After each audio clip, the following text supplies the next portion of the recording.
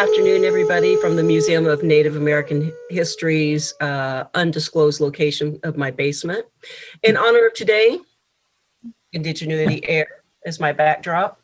It is my honor to host this series on Indigenuity with Professor Dan Wildcat and our lovely, talented moderator from the Fay Jones School of Architecture and Design, Scott Bealey, who will be looking for your chat questions. And I know that you'll have a lot of them. We had quite a few last time.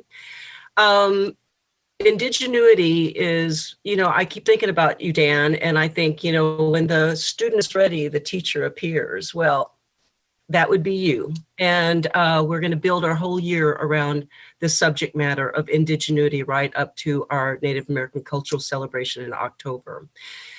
This hour is going to go so fast. I am going to turn it over to Professor Dan Wildcat. Enjoy. And I know that you do have one question. When the heck is the Museum of Native American History going to reopen? We're looking at April the 2nd. So watch the website, and I will see you at the end of this program. Enjoy.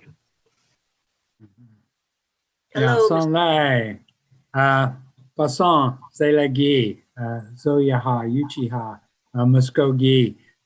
Good afternoon, everyone. It's so great to be here again with you in this virtual space. I want to begin by acknowledging the place where I'm sitting. I'm sitting just, a little more than maybe a half mile from the south bank of the Kansas River, or the Kaw River, which takes its name, the original inhabitants of this place, the Kaw Nation or Kansa people. And been thinking about that river a lot. I've been thinking about the cold a lot this last week. But when I say acknowledge, what I mean is I want to be mindful in my everyday life of those original earth keepers of this place.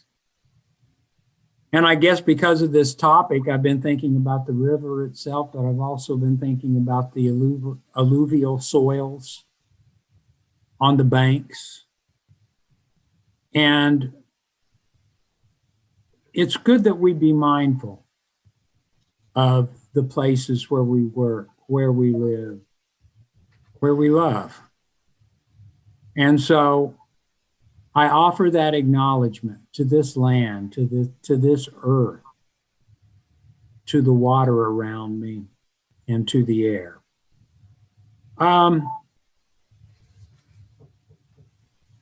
Acknowledgement is a good place to begin our discussion today, because really the challenge of talking about air, and we could say the same for land and water, land, air, and water, as that elder told us, and I related the story in my first session about the natural law, is that it's so easy to take for granted.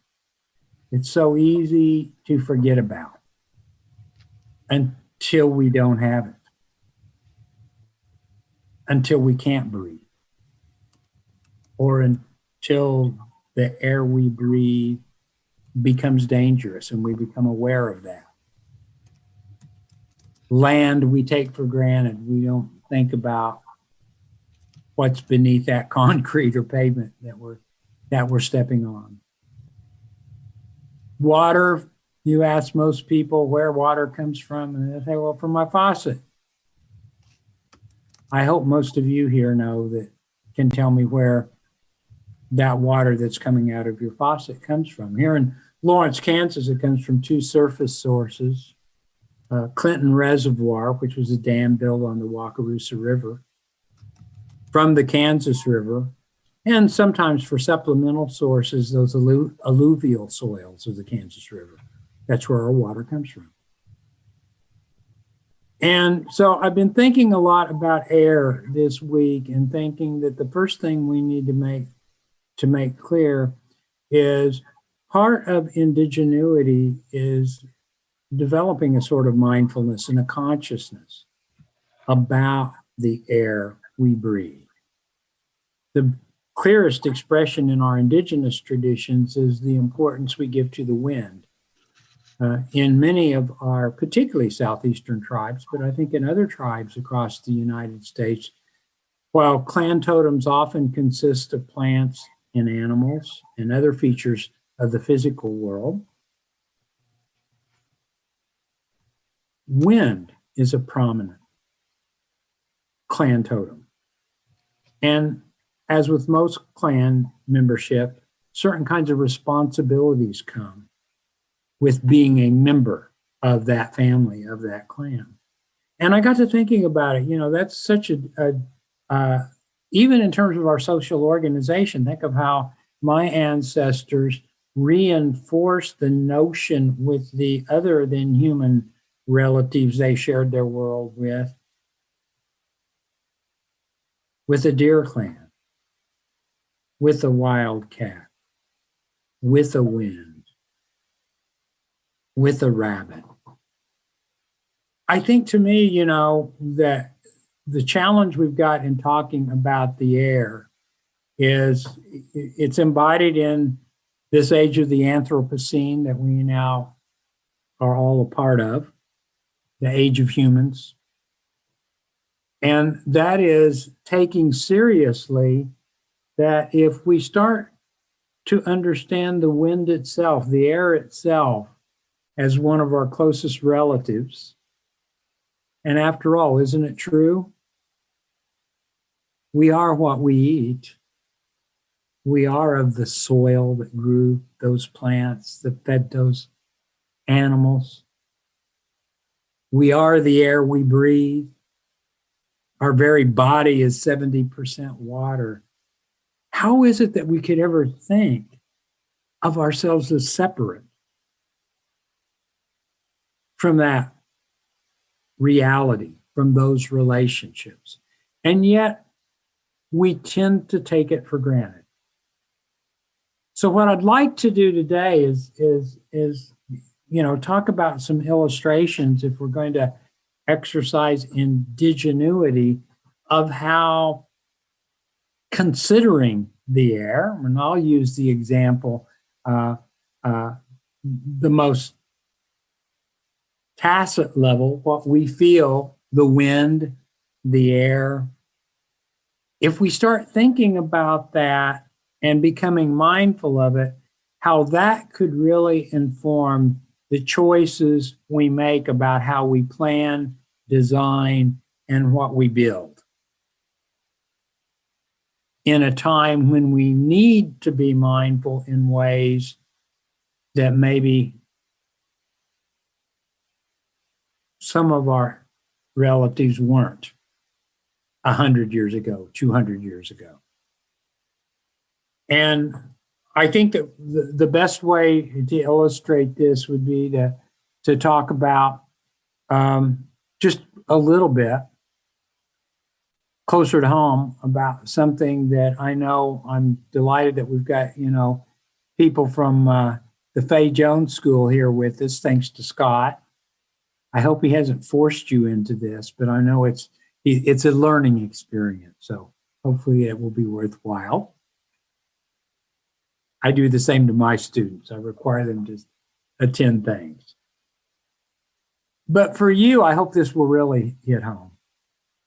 I think the best way to understand the air is to look at microclimates.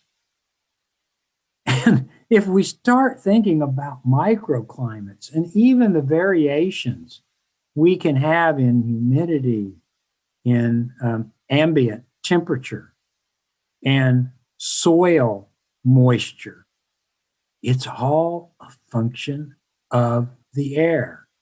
I love E.L. Wilson's talk about the earth because, E.L. Wilson and his notion of consilience talks about, what is the soil? The soil is really this, and the diversity of this, the soil is described by this interesting combination of microbial life, the soil itself, which is largely living, air, and water. And so here again, we can't separate these things out. But I've been thinking for a while now that, what I would like to see as we think about how precious energy is to create spaces where we can live, where we can have families, where we can learn, where we can work. I guess what's happened with this polar vortex has made me very mindful of, I think, with some very serious consideration to microclimates, people could make substantial improvement in the homes they live in, the buildings they make, by taking into account what are the prevailing winds in a place you're looking at seasonably. How many people even know that? How many people have enough of a relationship with a particular environment to say, you know, on this hillside, the prevailing winds, you know, during these months of the Gregorian calendar are southwesterly. Of course, that changes with the seasons, and they may become northwesterly. Does that matter? I would argue it does matter. And that we have a lot of examples of this in Indigenous architecture. And I'm going to speak just very briefly about the plains. In the plains, the tradition for the orientation of dwellings is to always have your door facing east. Now, all kinds of explanations are given to this. To face the rising sun, that's a good thing. To meet the sun every day. To be mindful of that power, of that incredible power. Of course, for people who consider themselves the children of the sun, the Zoyaha, this is second nature, right? We view ourselves as children of the sun. But if you think about prevailing winds on the Great Plains, isn't the east a pretty good place to make your entrance? We have eastern winds on occasion, but it's the exception, not the rule. And so, and when we have those easterly winds, they're often associated with particular kinds of storm events. Okay? But generally speaking, having your teepee with the entrance situated to the east is a good way to be oriented, given the prevailing winds. It's also important that if you notice when plains people put up their teepees in the summer, they always leave a 12-inch, I've seen them up as high as maybe 15 or 18 inches of space at the bottom. Now in the winter, you'll tie that down, clear to the ground, right? You don't want any breezes coming in there in November, December, and January. But for the rest of the year, having a circulation system where you can have air come in from the bottom, circulate through, and go out that top of that teepee, that's pretty good design. That is a pretty good natural circulation system for a teepee-shaped structure. So I think again about how we could take insights like that and say, and don't get me wrong, I know those of you that are studying this area, there are examples of people who've been thinking exactly this way, you know. So why might you want to put particular shrubs around the edge of your building? Does it matter whether you got windows north facing, south facing? Yeah, sure does. And I would say the air circulation is an area where if we became mindful of that and started thinking about that, people who lived on the land and were constantly moving learned generally good places to set up their camps. And they did it because they spent most of their time out of doors and they understood the air. They understood the wind. And of course, the most obvious thing to point out in all of you, and I know we've got some of you University of Arkansas students who must have somewhere in your family a heritage of some hunters. And if you in your family, you better know which way the wind is blowing. You don't want to be your scent going in the direction of that animal that you're going to build that relationship, that hunting relationship with. But I wonder how many of us today pay attention to the air, even in that most obvious sense of the wind. Where does it come from seasonally? How could we take advantage of seasonal winds in a building design? We all know when we look at ambient air temperatures why shade is important. Okay. I mean, not only in terms of our comfort index, in terms of what that heat feels like on our skin, if you're in the shade as opposed to the direct sun, but you can literally have a variation in the ambient air temperature too. Why does it matter where do you really want to build a patio concrete slab construction? I'd say you better think about where you're laying that slab in relationship to the sun, in relationship to the wind. So, as I've said before, I think the key to indigenuity is developing an acute mindfulness of this complex web of relations we're in. Land, air, water, they're all related. We can't separate them. We find that even in our own body. And yet we tend to take these things for granted. My ideal, and of course, my wife thinks I'm going to work till I fall over and I won't realize this. I'm going to fool her. I'm going to fool her. I've got this home I want to build out here on the Flint Hills. Go 50 miles, a little over 50, maybe 55 miles, south and west of Lawrence. And I'm on the edge, northwest edge of the Flint Hills.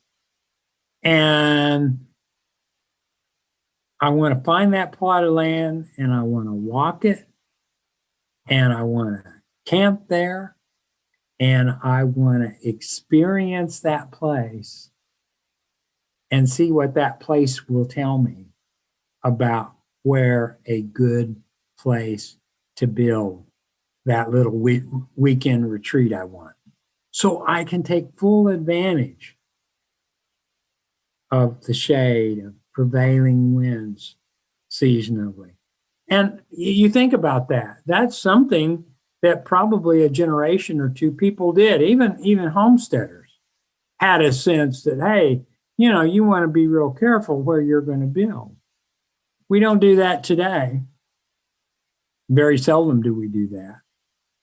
But maybe we could. And maybe even as we think about larger kind of building projects and things, we should not take the air, the wind for granted. What is it we always say? Hey, there's something in the air.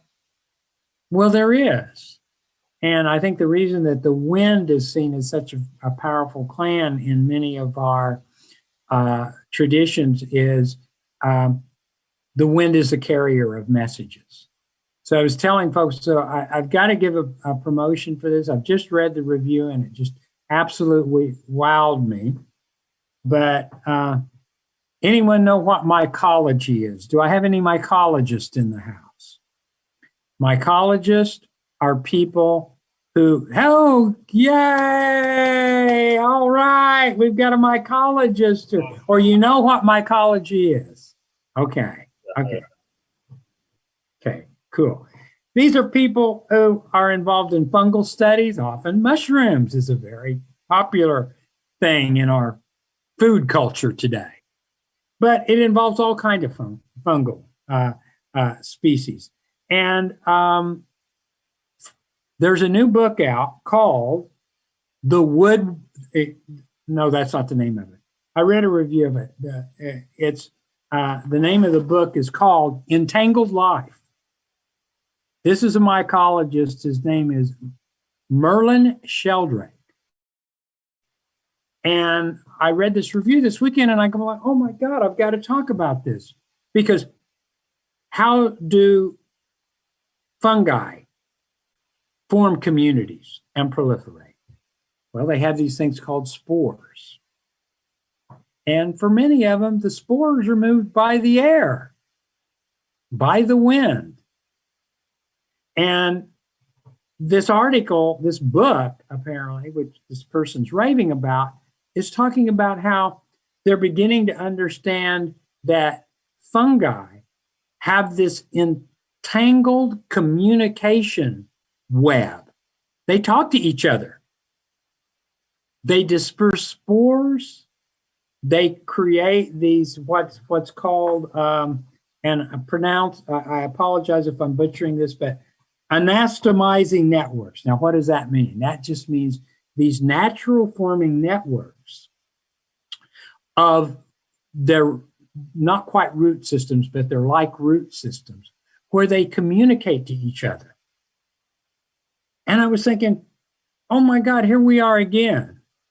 Something in plain sight.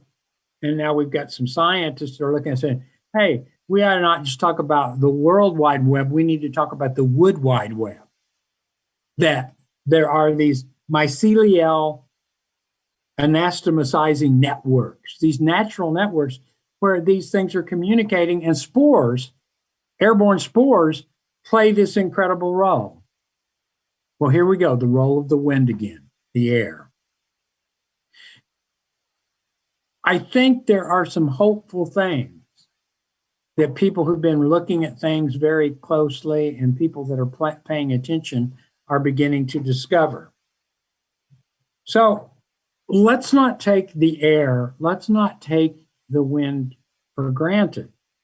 Let's think about, obviously, wind energy. I cited the document Climate Crisis 2020. If you look on our website for the Museum of Native American History, there's a report on there I cite. This has primarily been done by European scientists, and I want to reference it just in terms of saying it's a very sobering report, and it is a scientific report, and these scientists are saying, our prevailing models we use for climate change all underestimate the change. It's happening more rapidly than we know, and we need to really think about how we can change what we do. And I think being mindful of the land, the air, and the water is a great place to start. But let's talk a little bit about CO2 for a minute. The interesting thing about CO2 and methane, for that matter, as we warm up the Arctic, methane molecules, they collect and trap heat at a scale of about 23 times greater than CO2. That's kind of a sobering thing to think about. So as we're melting the tundra, the methane gas that gets released is just exacerbating everything. So I think it's time for us to take seriously how we can use passive solar, how we can use not just macro giant wind energy generation, but look at micro wind generation at the level maybe, of single homes, dwellings.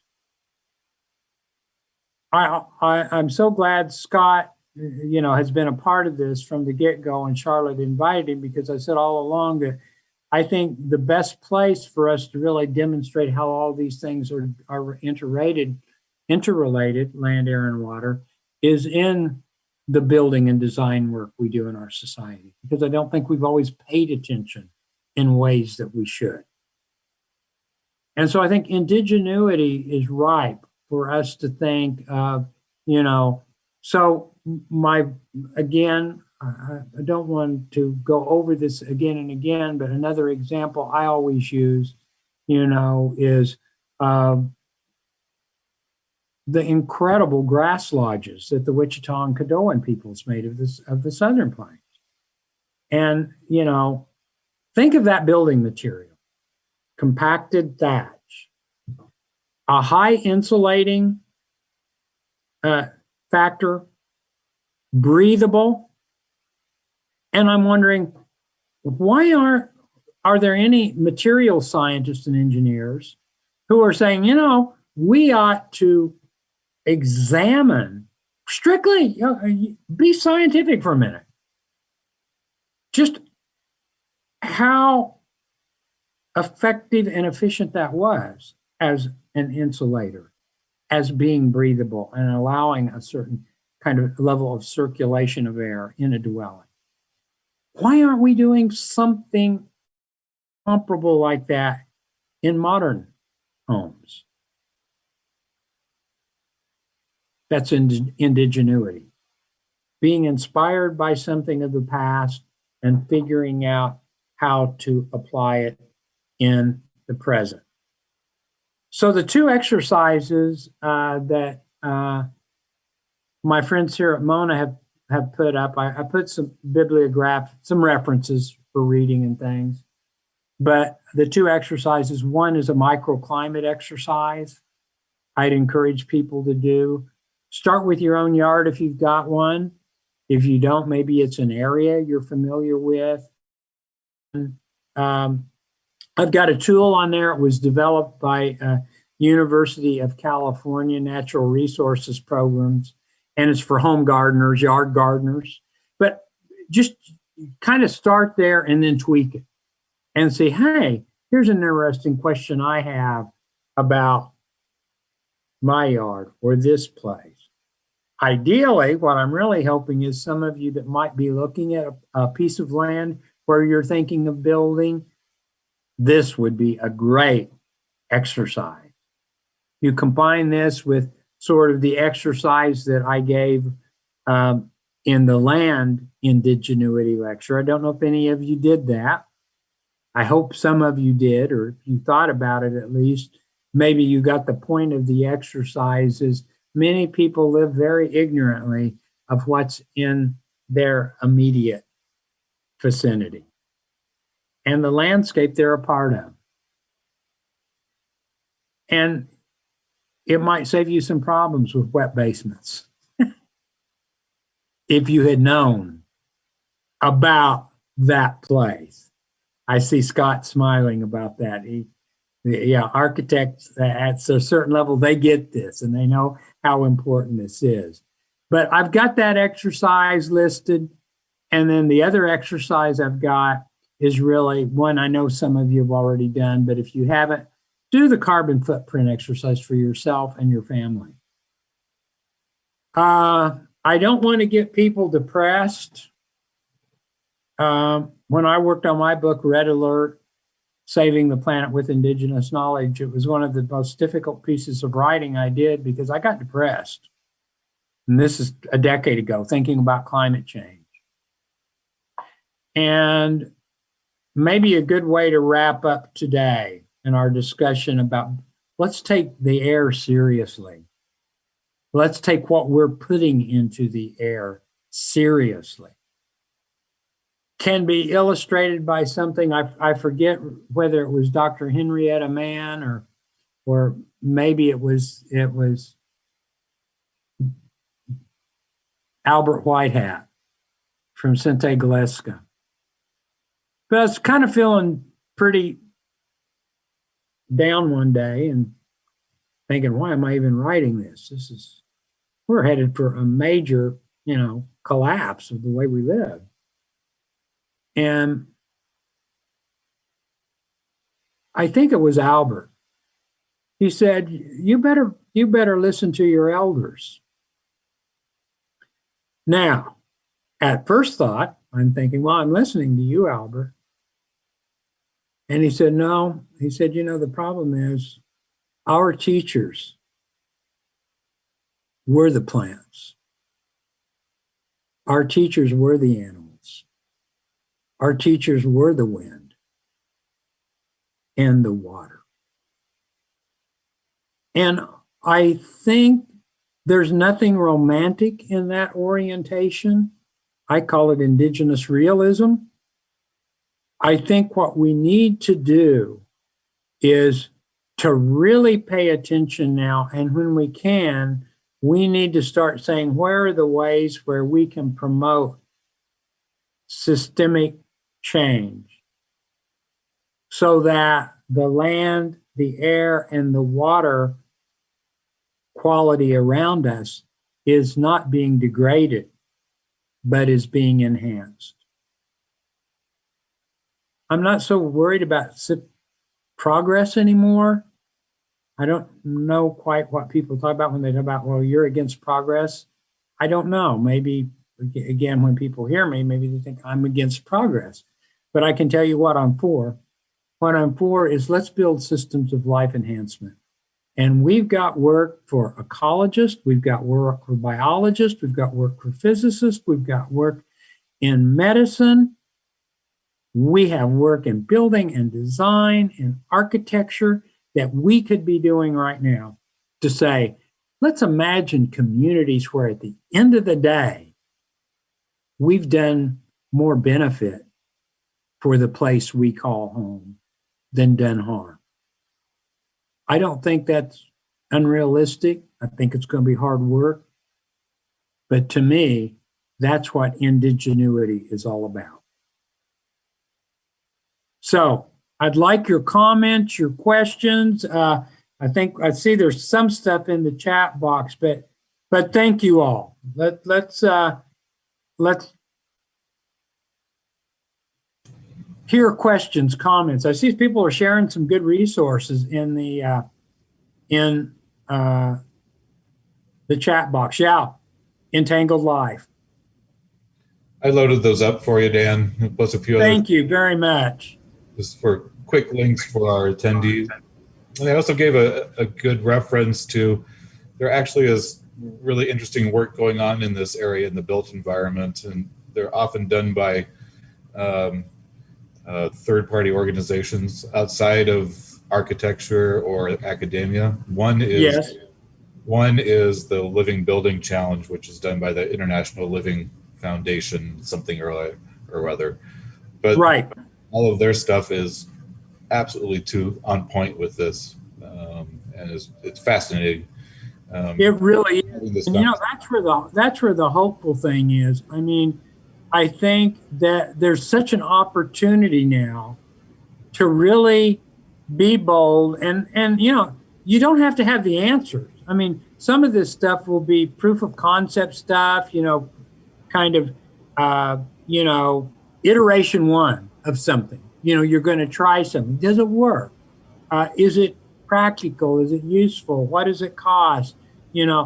I think these are all just incredible kinds of activities. And I'm glad you mentioned that that initiative, this kind of living buildings and the whole notion that, let's talk about the built environment through those kinds of metrics. And I think it's really helpful. So there are things to feel hopeful about. And yet I think, people then want to ask the question, but at what scale can you do that? That's an interesting question too. I know when we think of Three Sisters Farming, I was just on a program yesterday with a professor from Iowa State University, and she and her graduate students said, we always get this question about, but how can you scale that up? And, they said at a certain level, we had to kind of stop and say, well, maybe you don't scale it up. Maybe the beauty of this is that a human scale, an ecosystem scale, may not be a corporate ag scale. And I thought, that's a really good point. That is a really good point. What are you measuring, something against? And so I'm a big advocate for let's start macro at systems of life enhancement.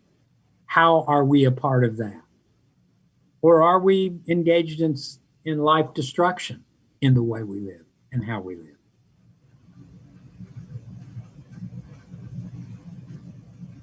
It begs the question, I think, if you are seeking ways to scale something like that up and you're running into difficulties doing it, perhaps operating at the huge scale that you want to get to is wrong in the first place. Okay. Emily, you're absolutely right. I mean, that may be, what's the lesson there? Well, the lesson there is, you shouldn't scale it up. If you scale it up, you're going to destroy the very system that you want. It's what's the old joke? I don't know if Fayetteville's experienced this yet, but college towns used to be these great places to live. Oh, there's cultural events and there's all this community activity and intellectual engagement. And then so many people move there that, well, Fayetteville isn't what it used to be. Oh, Scott's saying be quiet. Maybe you have that. I think about that a lot. Everyone wants to move there. Well, guess what? That great place they wanted to move to, it's no longer there. Ran away from Austin, Texas for that very reason. Yeah, thank you for that reference. I couldn't agree more. Austin used to be.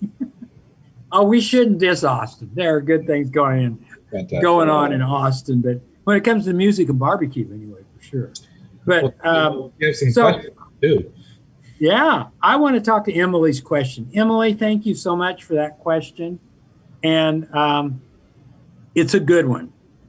How do you help bring people closer, okay, or learn from natural environments around them?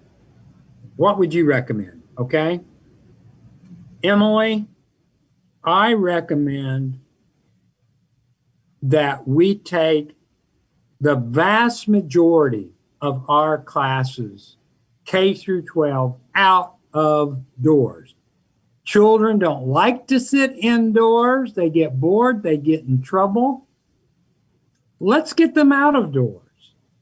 And let's when we're going to talk about, photosynthesis, let's go to the garden. When we're going to talk about hydrology, let's go to the wetlands. When we're going to talk about mycelial systems of communication, let's go to the forest. I think, I really think there's an opportunity for those of us who really feel strongly about this to start modeling how we do experiential learning out of doors. And we can teach science, we can teach math, we can teach art, we can teach design, we can teach all those things out of doors. And instill that notion of attentiveness. I often in the courses I teach, which tend to be of a fairly philosophical nature, we have a gazebo in the central part of our campus. It used to be the bandstand. And you will find my classes there in the fall and in the spring. And I have found that getting outside of walls has such an incredible effect on students' learning. They seem to be more engaged. They seem to be more comfortable. Maybe it's just getting out of that kind of space that they associate with discipline and order and hierarchy. They find liberating. And they open up and they talk and they share. So, Emily, that's my short answer. at this point. Let's think about practical learning exercises where we can teach out of doors. And I think, I think our students would benefit from it. I think we could get innovative in terms of how we think of community internships. That's the other thing I'm a big fan of. We need to really we need to get our students familiar with communities again, places where they live and people. And this is a good way to do it. Jessica, I'm looking at yours here. What type of life do you take when visiting areas to form those deep connections, okay, that are related to relationships with land and the air? So I'm just going to tell you what I do. I love to take a walk. I like to always sit and rest. And it's just a change of orientation when you sit. First of all, you find out about the ground. You might find out, boy, that looked like a great place to sit, but my rear end is soaking wet. Now, I didn't notice that till I sat down. So I learned something. And when you stop moving, in my case, it heightens my sense of my auditory hearing sense. And you hear things. And that tells you something too. Do you hear birds? Can you hear the wind? Do you hear a highway? Do you hear cars? Do you hear trains? I think that that engagement, Jessica, for me, it's kind of walking, stopping and sitting in a place, and just saying,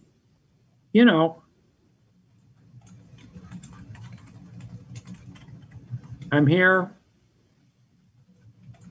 Try to soak up as much as I can.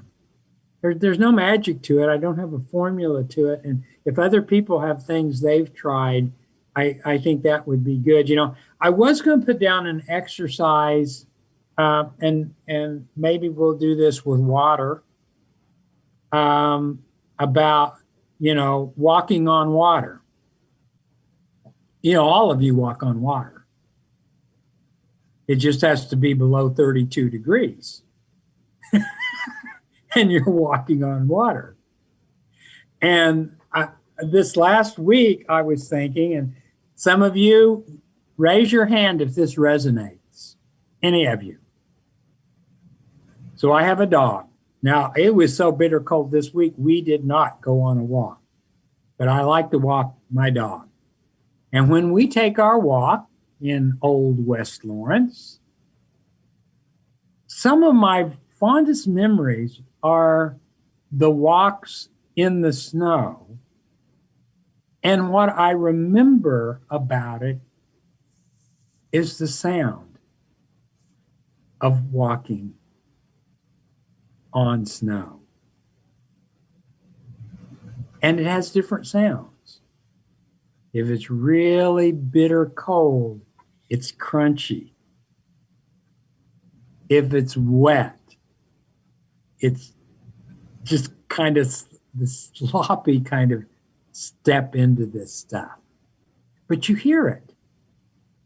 And, so this bitter cold area, and we had some ice and some snow, very dry snow, but it's so cold we didn't dare go out in the evening. But I was, so I'd share that. I think the way to learn a place is to fully engage all your senses. Auditory senses, smelling. I don't know. Can you smell the winter? Can you smell the winter? Yeah, I think maybe you can. The air is different. The air is different. And I think all of these things can convey to us some practical knowledge that we can use in our scientific research, that we can use as we about technological solutions to certain kinds of problems. And the idea would be, let's exercise indigenous ingenuity. That's born of that relationship between a people and a place, to see how that place might teach us something about how we could live more fully and better as mature, competent human beings. And so I'd love to hear any more comments. So I haven't been following them all, Scott. Do we have any other? Oh, someone had a question about a 32-year-old home. Okay, so this is Kathleen. Kathleen, thank you for this question. Can I turn to for assistance for home and land management? Okay, this is great. Now, Scott, you please weigh in on this. I do know that every state has extension offices. And I know those extension offices deal with a whole bunch of things, but they can often offer existence to homeowners. They often have a lot of insight about the flora and fauna in your neighborhood, okay? And so that would be my first thought. Scott, what are you thinking? Same thing. So I actually direct messaged Kathleen and we had a little exchange. And the first thing I led off with was the cooperative extension. But in this, another good resource is the watershed alliances. And I think Winslow is still in the Beaver watershed. That's where Kathleen is at. But the Beaver Watershed Alliance has tons of information on information, and that can at least point you in particular directions depending on what it is you want to do. Mm-hmm. So, and then the state has, like the Forestry Association, the Forestry Department has land management programs as well. Yeah, so I'd start local and just call your county extension agent and say, hey, I'm Kathleen Gumby. I've got some issues I'd like to, explore with people, and I'm thinking about this, or I've got a question about this. Is there anyone I could talk to? And I do. I think that's a great advice, Scott. That's where I would begin. That's where I'd begin. At some point, you'll have some of these young landscape and architecture students that are starting their own firms, and they will be advertising about how to build more resiliently in the face of incredible environmental extremes, weather extremes that we're facing now. That's going to be a big challenge, I think, for those of us in the Midwest. How do you build to handle weather extremes? And so again, I think this is real. These are practical questions. And I still think, I always like my Pawnee cousins' earth lodges, because I always jokingly say, if you're going to live in Tornado Alley, probably a wood frame house is not the way to go. But if you wanted to build an earth lodge, that would be a pretty sustainable design, I think, for that landscape. And it's pretty good for heating and cooling, too. These are things. Now, do you have to build an earth lodge? No, but we ought to think about that in terms, okay, let's exercise indigenuity. How do we take those insights, design insights, and apply them today? I want everyone to know indigenuity is about how we can take ancient wisdom and knowledge and apply it to address very practical issues we're facing today. And I think it's wide open. I think there's some of you that will come up with questions and topics and explore them. And, you don't have to be going and being a culture vulture and taking, sacred knowledge from indigenous people. the best thing to do is to work with Native people and build relationships and, see what comes of it. Because I think that, again, this is something our universities aren't necessarily good at. We not only work in silos in universities, as some of you are probably finding out. My own universities know a difference, although we're talking about how we change that. We're still pretty much in silos. But the universities themselves, professors tend to talk to other professors in their same field. And those cross-disciplinary kind of discussions that are really, really crucial, don't happen. But I think there are ways to engage tribal peoples respectfully and responsibly. And so you don't just run in and show up and say, "Hey, I'm from the University of Arkansas, Program of Landscape Architecture and Design, and we're here to help." They're probably not going to give you a lot of attention. But if you build some relationships before you want to do any work, just build some relationships. Find out what the issues are they're facing at Cherokee.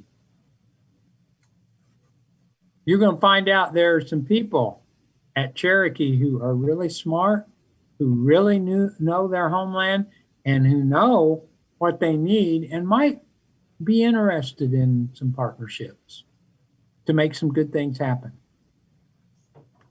Okay, we got Deborah Shore. She says, look up North Branch Restoration Project. Hey, Deborah, I know about that. Yes, that is so cool. Thank you for sharing. Yeah, look that up. And that's about people who are talking about, how do you restore, reinvigorate, bring back to life, a particular landscape. Yeah, Deborah, you want to talk a little bit about that? Sure. Thank you all. I've been doing this as a volunteer for almost 30 years in Cook County in our forest preserves, which Excellent. have remnant prairies, oak woodlands, sedge meadows, wetlands. And the work is removing invasive brush with loppers or hand saws, pulling weeds, collecting seeds. And a philosopher said restoration is a reciprocal act, that in working to restore nature, it restores us, our bodies and our spirits. And you don't have to know the names of all the plants. We teach each other, help each other. But it's a way of positioning ourselves in right relationship with the land, because we're no longer just users or abusers of natural resources, but we are caring kin, and we can become stewards and make amends, in effect. Thank you for sharing. I mean, that's it, isn't it? It's the thumbnail sketch of what I talk about, I always tell people, is think of how the world would change if you quit looking at the life around you, the land, the air, and the water as resources, and reestablish real relationships. Thank you, Deborah. That's exactly about that kin-centric view of the world. And that's really the challenge, because we've built a lot of ways of living that foster ignorance, that promote inattentiveness. And so I don't want anyone to think this is going to be easy work. It's hard work. We're in many ways, the belly of the beast. But we've got great institutions like the MONAH, the Museum of Native American History, the Fay Jones School of Architecture, the North Branch Restoration Project. What's interesting is people are getting it. They want to be connected. They want to be a part of something bigger than themselves. And all we have to do is walk out our doors and start paying attention and being mindful. And we can do that. And so, those are our relatives. We need to pay attention. They'll make us better human beings, is what they will do. Yeah. Great comments. And one thing is that I love my job because I learn something new every day. And I am so inspired by the subject matter. And one thing I've had on my desk for 5 million years is a little thing that says, to affect the quality of the day is the highest of art. And so I love this topic because as we build towards our big cultural celebration, I love the idea of indigenuity and tradition meets innovation. And highlight the Mars rover just landed. We're bringing 2 astronauts, but it's that indigenuity in music and fashion and art, design, and my wish coming from this, and I'll let you say something about this, is that if we, whatever you design, whatever you do, whatever your purposeful field of, if your Aunt Mimi's not going to die and leave you $5 million, I hope you love your work. And I hope there is a return on investment of what you put your heart into, that it is sustainable for all of our relations. Since we are all on this planet, without clean air and clean water, we're not here. That's right. That's right. And I think, just remember, remind yourself every time you eat that you are eating the land, the air, and the water. That's right. It doesn't matter whether it's vegetable or animal. You're eating. We are that. We need that concentric worldview. And I think that's the gift that Indigenous peoples, particularly many of those of North America, has left us. A very deep appreciation for that. And now an opportunity, given the problems we face, to try some indigenuity, some indigenous innovation based on a deep appreciation for a place, a landscape, and see what we can learn from the forest, from the wetlands. And we'll talk a lot about this with water. I'm so glad that Deborah joined us today, because we do need to talk about the urban environment. Most of us live in environments. And so we'll make that sort of a primary focus of what we're going to talk about, particularly in relationship to water, in our last part of this series. But I'm sure we're going to have more to come. Okay? I wish you to all stay warm, stay safe, stay well. And so with gratitude and love, everyone, be good. And let's see if we can enhance life. Thanks, everybody. Bye-bye, everyone.